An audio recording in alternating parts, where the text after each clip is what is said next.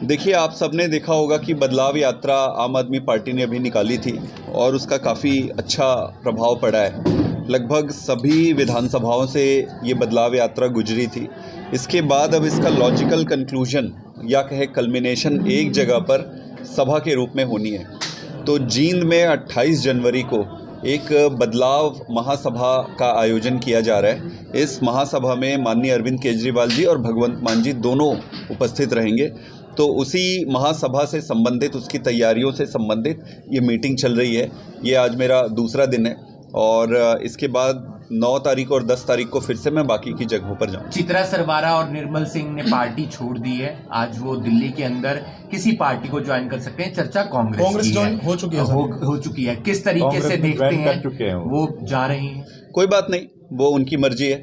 हम एक मिशन के साथ निकले हुए हैं। हमारा एक मकसद है इस देश में स्कूल, हॉस्पिटल, गुड गवर्नेंस, ये सारी चीज़ों को राजनीति में लाकर और इसके माध्यम से देश में बदलाव लाने के लिए। आपको मैं बता दूं कि ये आसान रास्ता नहीं है। जितने धुरंधर पॉलिटिकल पार्टीज़ यहाँ पे पहले से जमे हुए हैं, इन सबको उखाड़ कर फेंकना, इनको हटाना कोई आसान काम नहीं है।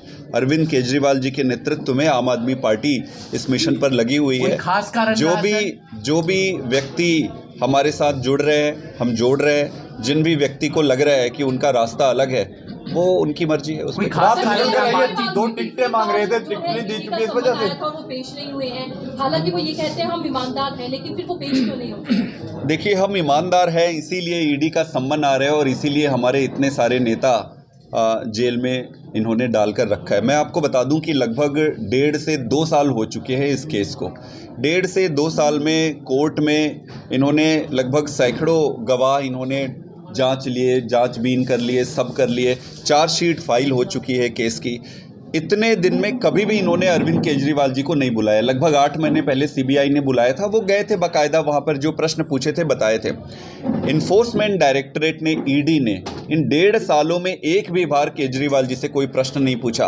अब जब लोकसभा का चुनाव पास आ गया है, तब वो कह रहे हैं कि हमें आपसे ये सवाल पूछने, ये सवाल पूछने। नंबर 1, सबसे पहले तो समय और इसके टाइमिंग पे बड़ा प्रश्न चिन्ह खड़ा होता है।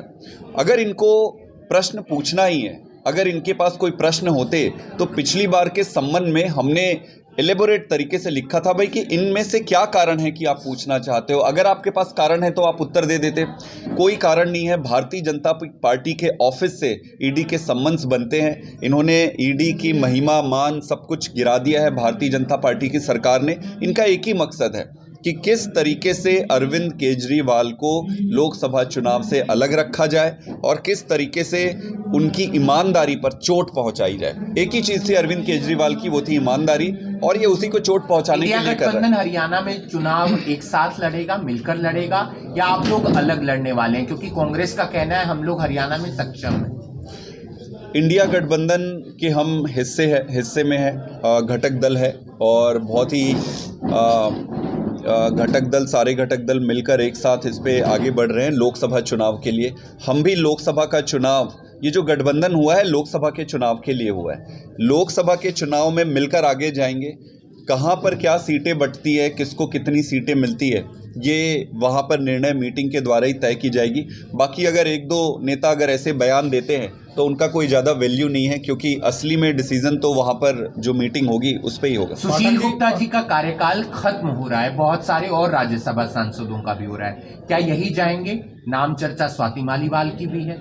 वो दिल्ली में पीएससी की जो टीम है वो तय करती है और सुशील गुप्ता जी ने खुद से ही अपने आप को हरियाणा की राजनीति में पूरी तरीके से झोंकने का निर्णय लिया है। मुझे ऑफर किया गया था केजरीवाल जी से, मैंने निवेदन किया कि मुझे हरियाणा में रहना। तो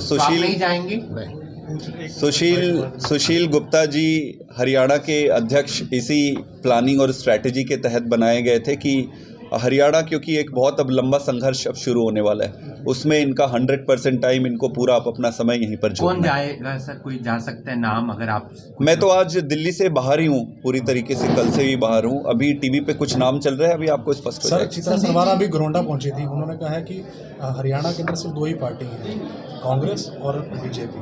आप, क्योंकि आपने पहले से, कोई बात नहीं, छोड़ दीजिए, उनकी मर्जी। संदीप जी, SYL का पानी कब देंगे? आपकी सरकार है पंजाब में, तो कब सीएम मनोहर लाल कहते हैं कि कम से कम नहर तो बनवा दीजिए। हमने कई बार इस पे पहले भी डिस्कस किया है। जब दो राज्यों का जो भी मुद्दा होता है, जब भी दो राज्यों का मुद्दा होता है, 3 राज्यों का मुद्दा होता है, तो जिम्मेदारी प्रधानमंत्री जी की और केंद्र सरकार की होती है। देखिए, उचित फोरम पे उचित व्यक्ति से अगर प्रश्न पूछे तभी उसका नतीजा निकलेगा।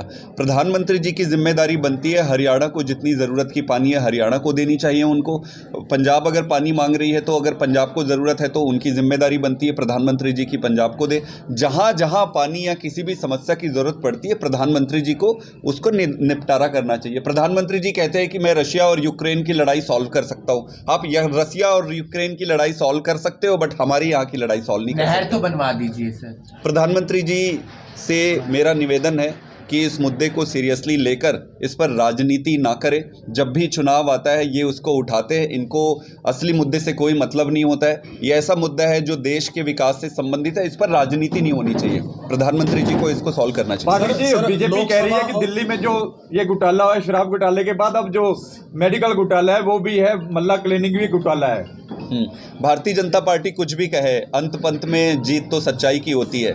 शराब घोटाला कहते हैं, इनको सालों हो गए, ना 1 रुपए कहीं मिला, ना एक भी व्यक्ति की इन्होंने दोषी पाया हुआ है। सारे लीडरों को पीएमएलए में ड्रैकोनियन तरीके से गुंडागर्दी करके अंदर डाले हुए हैं। इनका एक ही मकसद है कि केजरीवाल को कैसे तोड़ा जाए, केजरीवाल को कैसे बर्बाद किया जाए। लेकिन केजरीवाल भी हरियाणा का बेटा है, इतनी जल्दी टूटेगा नहीं वो।